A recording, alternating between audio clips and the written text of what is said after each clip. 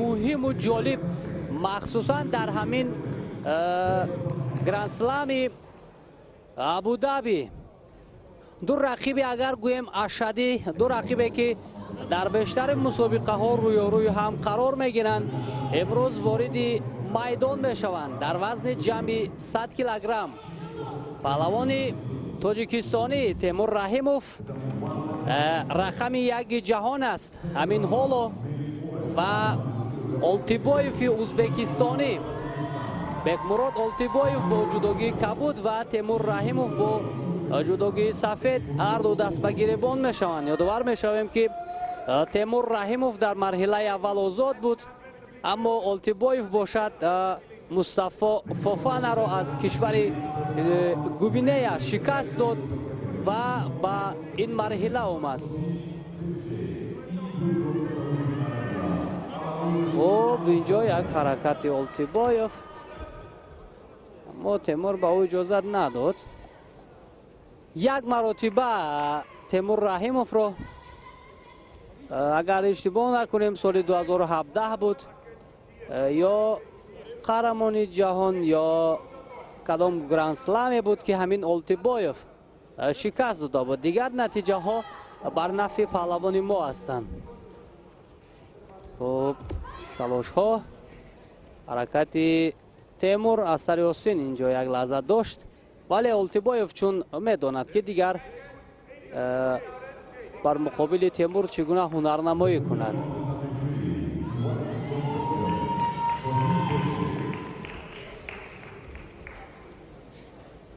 از گریبان تیمور مستحکم داشت. تیمور نیز یک لحظه اینجا از گریبان آلتیبایف مستحکم داشته است و انا این موقعیت برای پهلوان ما خیلی مساعد است.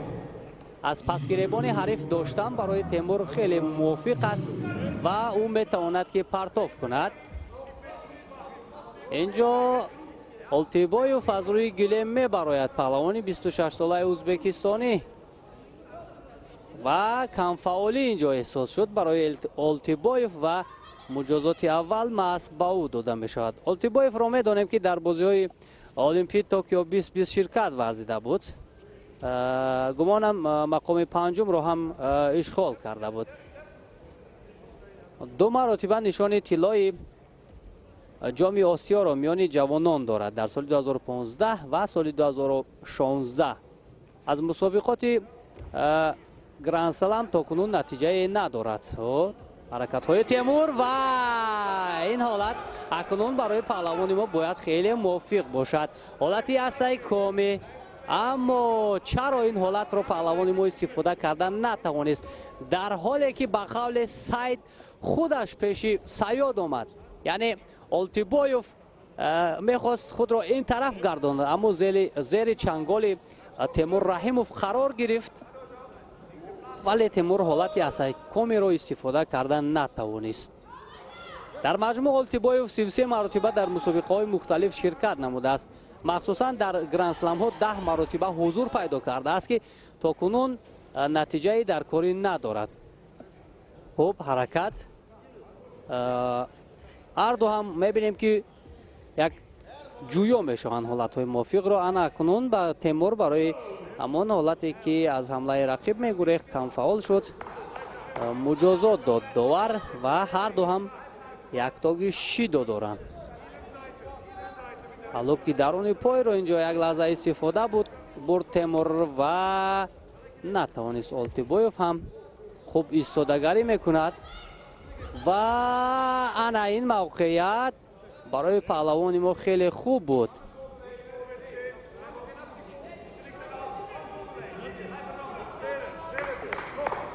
تیمور رحیموف در قهرمانی جهان که همگی چند روز پیش در کشور ازبکستان جنب بست گردید تا مرحله نیمه نهایی رفت و برای نشانی برنجی هم مبارزه برد و اما از پهلوان گرجی شکست خورد از گرم. اما اکنون امکان هم دارد که امروز نتیجه هایش را بیشتر کند.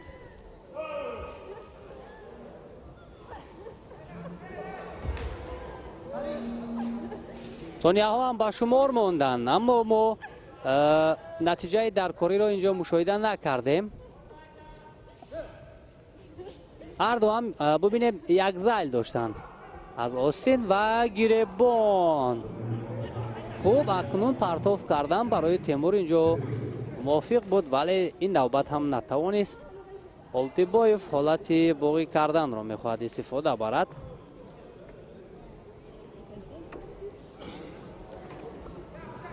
تیمور رحیموف در مسابقات گرند اسلم چون همگان میدانند یک نشانی نقره و سر برنجی رو هم به دست گرفته است. از آن 7 مسابقه که قبلا شرکت ورزیده بود در همین فصل گرند اسلم ها سال 2017 در قهرمانی جهان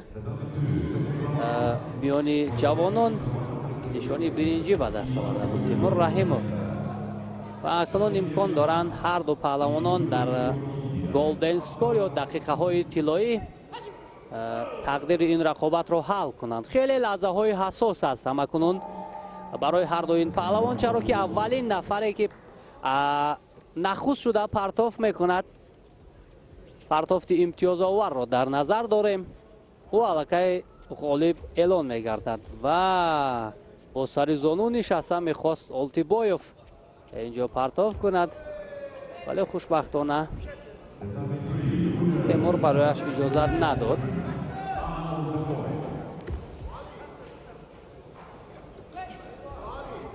این نوبت نسبت به دو رقابت قبلی که هر دو این پهلوان داشتند برای تیمور رحیموف اکنون حریف کمی دشوارتر افتاد و رقابت تا مرحله گلدن اسکور آمد.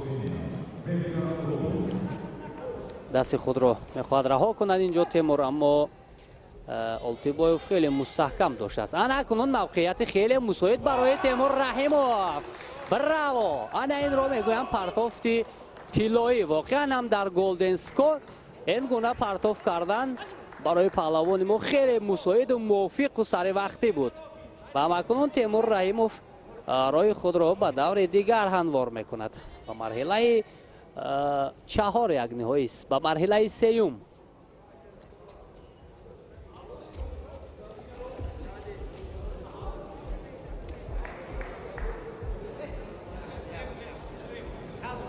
بالاخره با زمان نتایج عمومی هر دو این پهلوان بر سود تیمور رحیموف شد و پهلوان ما امکان دارد که با همین یک روحیه خیلی بلند رای خود را تا به مرحله نهایی هموار کند. اینجا همان لوکاش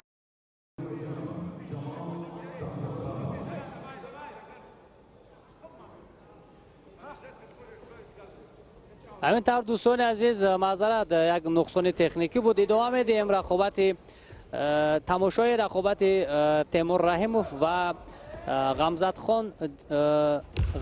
جمال غمزت خانوف از کشور آذربایجان. اما هر دو دست به گریبان هستند و برای کسب امتیاز تلاش میکنند. نماینده کشور آذربایجان پهلوان 23 ساله همگی 3 مرتبه حضور پیدا کرده است در مسابقات مختلف. خیلی پهلوان کم تجربه است و بر مقابل تیمور رحیموف هم اکنون هنر و مهارت خود را نشان داده ایستاده است.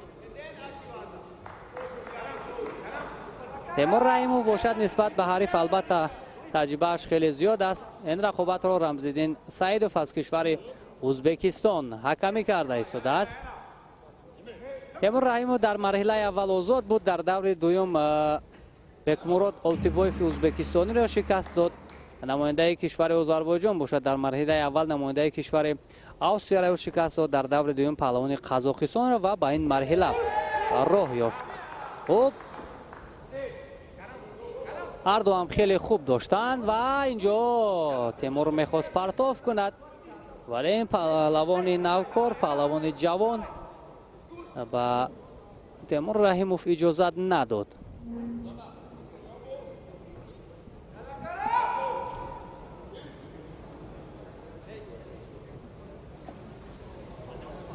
در میشم که مرحله 4 یک نهایی است.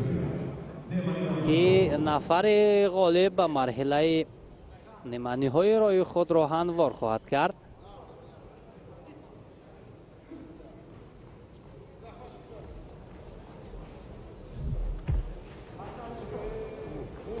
از آستین تیمور حریف خیلی مستحکم داشته است، اما پهلوان ما میخواهد دست خود را رها کند. این نوبت توانست رقابت را باز می‌دارد رمزالدین سعیدوف و مجازات به پهلوان کشور آذربایجان نامزد خانوف جمال میدهد. خیلی شانس خوب است برای تیمور رحیموف که بعد از شکست دادن این حریف راه خود را به مرحله نیمه نهایی ببرد. امکان داشت این لحظه، ولی چون گفتیم این پهلوان جوان آذربایجانی هم با آمادگی خوب به این میدان آمده است و به تیمور رحیموف اجازه نمیدهد برای اجرای اصول.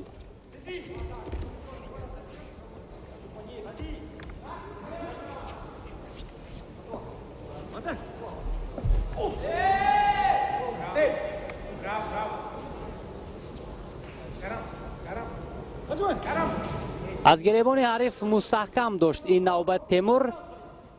یک دست خود رو رها میکند، میخواهد اثر آستین دارد، نه بار دیگر باز از گریبان میدارد و انا همین حالت رو اگر با سرعت تر انجام میداد برای تیمور امتیازآور میشد.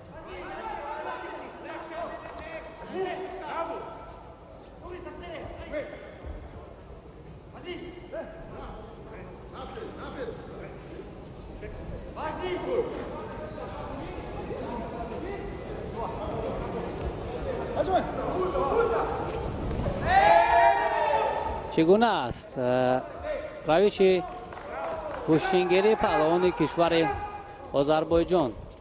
بیشتر کوشش میکند ببینید که از گریبان دارد و بعدا موقعیت پیدا میکند. تیمور رحیموف باشد زود موقع ها را دیگر میکند و این نوبت اکنون حالت بوغی کردن و تسلیم میشود نماینده کشور آذربایجان و با اصول بوغی کردن تیمور رحیموف راه خود را به دور نیمه نهایی هموار میکند.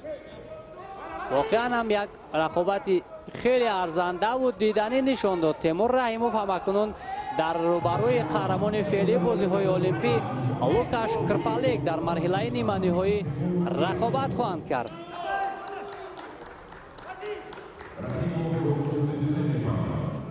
ورزش با تشکر از سوربان میسایف که طول روز هواداران و علاقمندان جودو را مستقیما از جریان رقابت ها آشنا کردند. گزارش مستقیم ما ادامه می‌یابد. مرحله نیمه نهایی رقابت ها جایی که دو چهره سرشناس سنگین وزن جودوی جهان روی هم قرار میگیرند. لوکاس کرپالیک از جمهوری چک که 31 سال دارد، تازه قهرمان بازی‌های المپی است، و تیمور رحیموف پهلوان ناماشنای تاجیک 25 ساله که در مورد مشخصات تیمور رحیموف هم میدانیم اشتراکچی بازی‌های المپی است و همچنین در چند مرحله از رقابت‌های گرند اسلم توانسته که 3 نشان برنجی در کارنامه به دست بیارد و همچنین 1 نشان نقره هم دارد. یعنی فینالی رقابت‌های گرند اسلم برآمده بود تیمور رحیموف و به خوبی یاد داریم که آن فینال در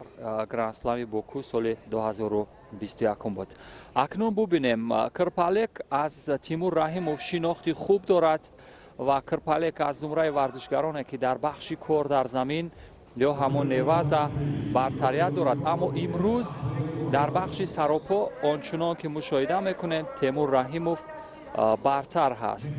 در همون لحظه های اول حریف رو از پای در آوردنش به مورد هست و آنچه که از اقتدار و توانایی های این ورزشگران در رقابت های جهانی به یاد داریم، در مسابقات قهرمانی جودوی جهان در تاشکند اتفاق افتاده بود همین حدود 2 هفته قبل و در آنجا بود که کرپالیک از ورزشگر کره جنوبی شکست خورد. دیگر نتوانست به مرحله های ниҳои рақобатҳо биравад ва Тимур Раҳимов то марҳилаи ниҳоии рақобатҳо рафта буд. Яъне то барои ба даст овардани нишон ё медал дар мусобиқоти қаҳрамонӣ роҳ ёфта буд ва ин мушаххасот бозгӯи он аст ки Тимур Раҳимов нисбат ба Кирпалек дар форми хубтари варзишӣ ҳаст. яъне агар аз лиҳози иқтидор ва тавонмандиҳо бигӯем, Тимур Раҳимов дар баробари Кирпалек дасти болоеро дорад, аммо дар ин мусобиқот чӣ иттифоқ хоҳад афтод аз тавонмандиҳои ин варзишгарон бастагӣ дорад.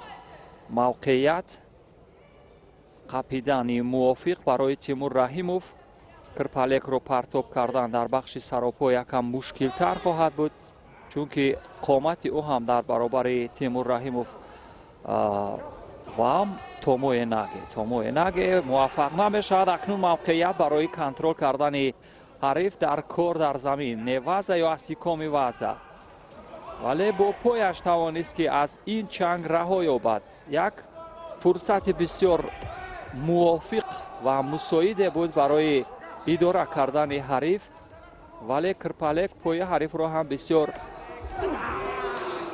маҳкам бо пояҳояш фишор дод ва ин боис ба он гардид ки аз як хатар раҳо ёбад. Кирпалекро аз садди роҳ бардоштан барои Тимур Раҳимов мавқеъ гирифтан дар радабандӣ ё ҳамон ранкинги ҷаҳонӣ боз мавқеаш устувор хоҳад буд. як корди зард ё шидо ба Кирпалек бо далели иштибоҳ доштан дар бахши ҳамон кумиката. акнун аз ин варта бояд раҳо ёбад Тимур Раҳимов, чун аз қисмати пасгиребони Тимур қапидан бале акнун тавонист ки чанги ҳарифро канад. мавқеят барои Тимур ва як усуле иҷро мешавад аз сӯи Кирпалек. вале бубинед дар ҳоле ки инҷо бояд довар манъ мекард рақобатро, Кирпалек дар рав ба ҳамла гузашт ки ин хилофи қоида буд. 51 сония то поёни вақти асосӣ боқӣ мондааст. ду варзишкори саршинос, ду ҷудокори номошно. довар ҳам барои ҷобаҷогузории либосҳо дастур дод. Тимур Раҳимов нисбат ба Кирпалек 6 сол синни поёнтар дорад ва Лукас Кирпалек баландтарин унвоне ки барои як варзишкор ҳаст дорад. 2 карат қаҳрамони бозиҳои олимпӣ аст солҳои 2016 ва 2020. ёдовар мешавем ки Кирпалек дар соли 2016 дар Рио де Жанейро барандаи нишони тилло шуда буд ва дар он вақт ҳам дар миёни сангин вазнҳо ҳунарнамоӣ мекард.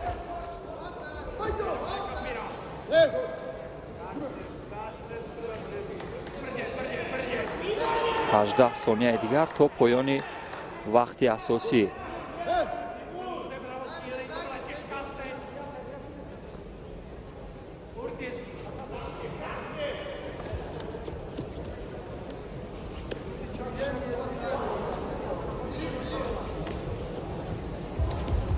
назарат Лукас Кирпалек дар дастаи вазни то 100 килограмм дар бозиҳои олимпии Рио де Жанейро нишони тилло ба даст овард, унвони қаҳрамониро ба даст оварда буд ва дар соли 2020 бошад дар бозӣ ва як мавқеияти бисёр зебое барои Тимур Раҳимов, аммо дасти ҳариф бисёр мувофиқ идора намешуд. аз ин хотир буд ки ҳадаф барои партоб карданаш чандон босамар набуд. вақт ба анҷом мерасад. Кирпалек бояд дар ин ҷо боз истад ва идома надиҳад.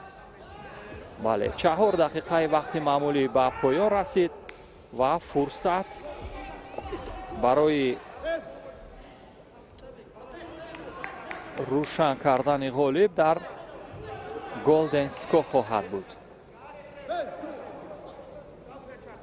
дасти рости Тимур Раҳимов ҳосеб дида буд дар рақобат бо варзишгари Кореяи Ҷанубӣ дар мусобиқоти қаҳрамонии ҷудои ҷаҳон. Боз мавқеият барои Тимур Раҳимов акнун, вале идора мекунад. бубинед, Тимур Раҳимов дар бахши кор дар замин бисёр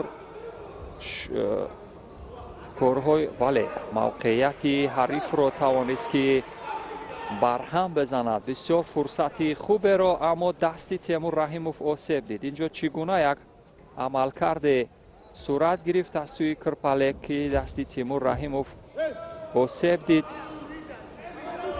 ва адои эҳтиром мегузорад акнун Кирпалек. ҳамон тавр ки дар оғоз гуфтам, Кирпалек дар неваза ё ҳамон кор дар замин бисёр хатарнок аст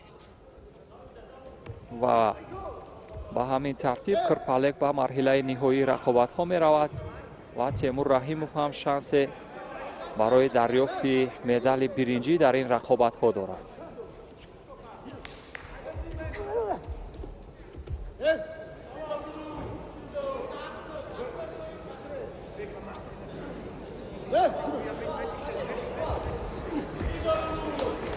ин ҳам эҳтиром ва одобу ахлоқе ки дар ҷудо ҳаст. ҳамин тартиб Тимур Раҳимов барои ба даст овардани медали биринҷӣ шанс дорад ва Кирпалек ба финал рафт.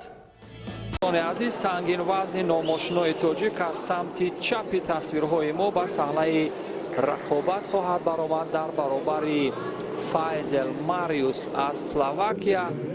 рӯбарӯ мешавад Тимур Раҳимов як маротиба дар баробари Файзел рақобат кардааст ва бо ӯ дасти болоеро дошта буд. довари марказ бошад ин Катарина Марзок аз олмон ҳаст ки ин рақобатро доварӣ хоҳад кард. ибтидо варзишгаре ки бо ҷудогии сафед мебарояд, ин ҳам Файзел Мариус, варзишгари 23 сола аз Словакия ҳаст ки аз 31 рақобат дар 12-тои он қаблан пирӯз шудааст. Тимур Раҳимов, варзишгари 25 солаи тоҷик, аз 81 рақобат, варзишкори шумораи 1 ҷаҳон аст Тимур Раҳимов. ин чеҳра ки рӯи тасвири наздик мебинем, аз 81 рақобат дар 47-тои он дасти болоеро дошта дар рейтинг ё мавқеъгирии радабандии зинаи якумро ишғол мекунад. ва бубинем дар баробари ин ҳамовардаш ки як маротибаи дигар пирӯз шуда буд, ин бор чӣ кор хоҳад кард.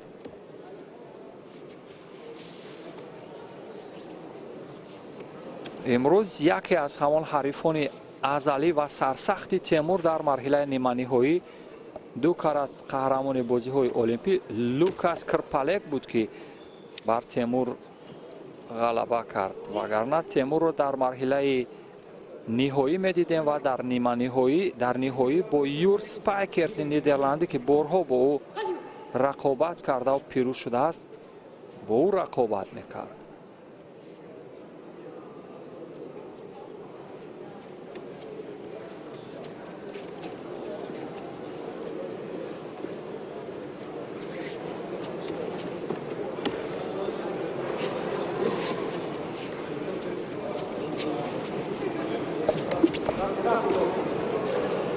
як чанге бо пой ба пои чап ба қисмати пушти пои рости ҳариф аз сӯи Тимур Назаров, Тимур Раҳимов буд, аммо муваффақиятомез набуд.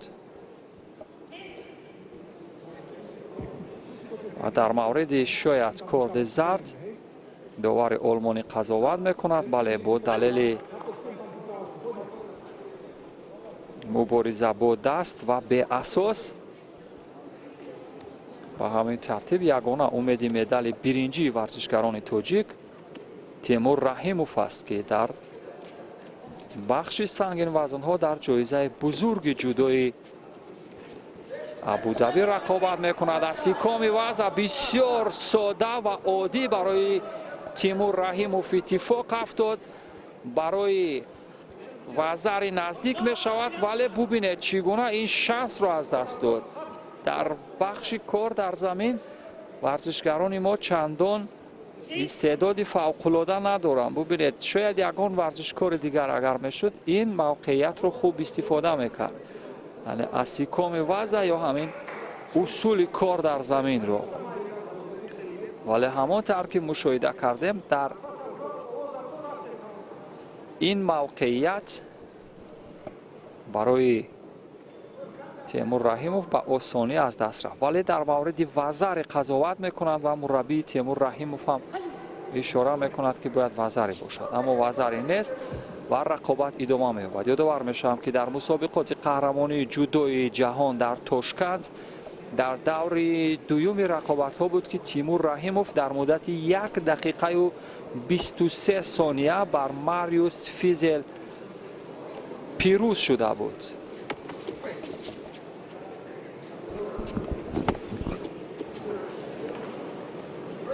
از تجربه که دارد در برابر این حریفش با باوری و اعتماد به صحنه رقابت برآمد. ولی ورزش است، اتفاقات غیر چشم داشته هم افتیدنش ممکن است. ولی ببینیم چی رویداد مهمی خواهد بود. اکنون ببینید پایهای بسیار محکم میزند با قدرتی تمام، قریب که تعادل فیزل برهم زده شود. و با این ترتیب ببینید قدرت دستان تیمور چگونه زیاد هست و در بخش استحکام وضع یک کمی دیگر سخت‌تر حریف رو میتوانست با تخت پشت افکند ولی موفق نشد. دست تیمور رحیموف که آسیب جدی دیده بود در قبل از مسابقات قهرمانی جودوی جهان، در مسابقات قهرمانی جهان هم با همین دستی بسته چسب پیچ کرده با همین دست رقابت کرد تا مرحله نیمه نهایی رفت. اینجا هم تا مرحله نیمه نهایی آمد ولی در شانس دوم هم در مرحله نیمه نهایی و کارد زرد و دومین کارد زرد با فیزل و اولین کارد زرد با تیمور رحیموف. یک قدم دیگر برای به دست آوردن مدال برنجی برای تیمور رحیموف خواهد بود.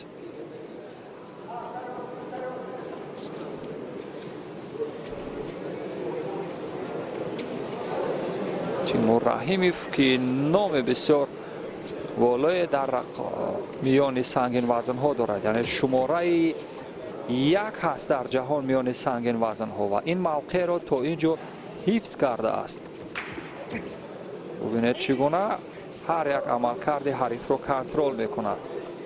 در مسابقات گرند اسلم یادآور میشیم که سال 2021 بود در همین گرند اسلم ابوظبی برنده نشان برنجی شده بود و 3 نشان برنجی در کارنامه دارد تیمور رحیموف و 1 نشان نقره هم در سال 2021 در گرند اسلم باکو. و برای رسیدن به 1 نشان برنجی دیگر در کارنامه‌اش خیلی نزدیک است و اگر همین حریفش را از صدی راه بردارد. بسیار ساده و بسیار عادی این حریفش را در چمپیونات جهان مغلوب کرده بود. ورزشگر جوان که 2 سال سن پایین‌تر دارد نسبت به تیمور رحیموف.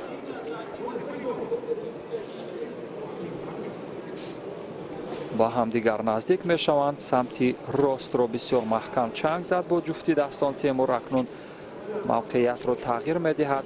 در همین حال اگر زخمت کنده شود از سوی حریفش دست تیمور که آسیب دیده است و جای لغمه بردارد. یک پایزنی محکم و ببینید چگونه حریف به سمت مقابل افتید. کمکاری او اگر به نوبت گرفته شود 1 کارد زرد دیگر و خنسو کمک و تیمور رحیموف برنده نشان برنجی. 1 حمله دیگر برای تیمور بسیار موافق خواهد بود.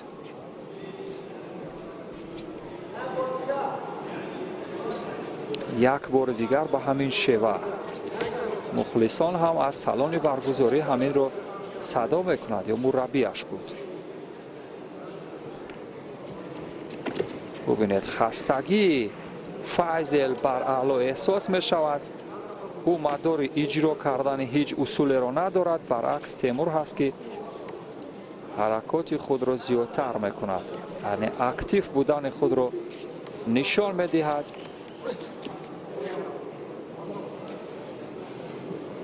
ولی هنوز هم تعریف نمی کنیم دوستان و باشد که بعد از پیروزی و وصف بگذاریم. و از مربع خارج شدن فایزل باعث به آن می‌گردد که تیمور رحیموف در این رقابت ها دستی بالایی را داشته باشد.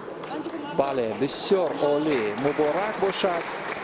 یگانه مدال برنجی ورزشکاران یک تیم مکمل تاجیکستان در جایزه بزرگ جودوی ابوظبی به نام تیمور رحیموف نوشته شد و مدال برنجی هم برای ورزشکاری که شماره 1 جهان است یک نشانی با ارزشی خواهد بود. و ببینیم در نوارهای آهسته از زاویه های گوناگون تیمور رحیموف یک بار یک پایزنی بسیار موافق داشت. ببینید با دست با این ترتیب حریف را از پای غلط درفتان چند مراتبه و مدال برنجی دوم به تاجیکستان می رود دوستان عزیز. و این مدال به نام تیمور رحیموف نوشته می شود. ورزشکار شماره 1 دنیا. اینک رسمی تقدیم جایزه ها دوستان در میان سنگین وزن ها، جایی که تیمور رحیموف پهلوان ناماشنای تاجیک میان این ورزشگران هست. و نورالله لایقوف، این چهره رئیس فدراسیون جودوی تاجیکستان نورالله لایقوف به غالبان تحفه ها را تقدیم خواهد کرد. به همین ترتیب این هم شاید یک رمزی باشد. تیمور رحیموف مدال برنجی گرند سلام را از دست نورالله لایقوف میگیرد. نورالله لایقوف در کارنامه شاید یکی از لحظه های خاطرمان همین باشد که مدال ها را آویزان میکند به گردن ورزشکاران. مدال جای دومی دیگر نصیب ورزشکاری اسلوونیا شد و لوکاش کرپالک برنده نشان طلا می شود. مدال طلا را از دست نورالله لایقوف میگیرد در گرند اسلم ابوظبی. و یور سپایکرز باشد مدال نقره گرفت در حالی که با این ترتیب از لوکاش کرپالک شکست خورد.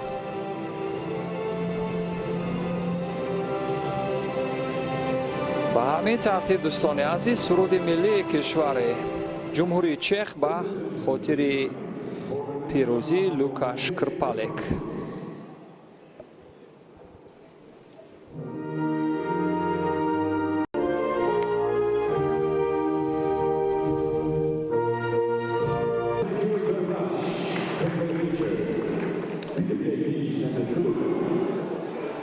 و حضور رئیس فدراسیون جودوی تاجیکستان در گرند اسلم ابوظبی بوی رقابت‌های بین‌المللی فصل‌های جودوی جهان گرند پری و گرند اسلم را هم به مشام می‌رساند در سرزمین تاجیکان. یادآور می‌شوم یک بار دیگر که تیمور رحیموف، مارینیچ یعنی دو مدال برنجی را از آن خود کردند. یور سپایکرز مدال نقره و لوکاش کرپالک قهرمان بازی‌های المپی توکیو برنده نشان طلا شد. این هم لیست مدالیست ها. گرجستان با 2 طلا موقع اول را دارد با 1 نقره و 1 برنجی.